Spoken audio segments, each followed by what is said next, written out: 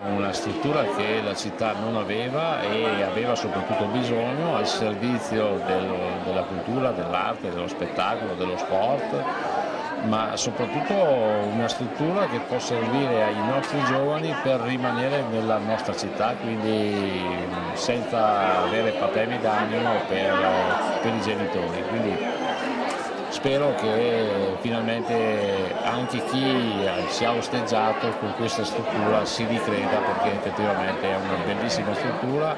ripeto, al servizio della città di Viterbo Veneto. Nel suo discorso lei parlava di un iter difficile e travagliato. Sì, è stato un iter difficile e travagliato perché è nata, diciamo, come cittadella dello sport e quant'altro, al servizio del grande evento delle Olimpiadi di Cortina, che poi non sono più arrivate, con dei contributi del CONI che poi purtroppo non sono più arrivati,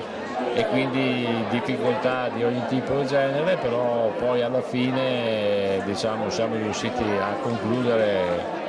diciamo, con quella che era il cuore, diciamo, di tutta l'operazione, che era effettivamente questa struttura, ma credo che questa struttura meriti di essere visitata dai vittoriesi per capire cosa si può fare, ed è una struttura che sicuramente darà degli ottimi risultati.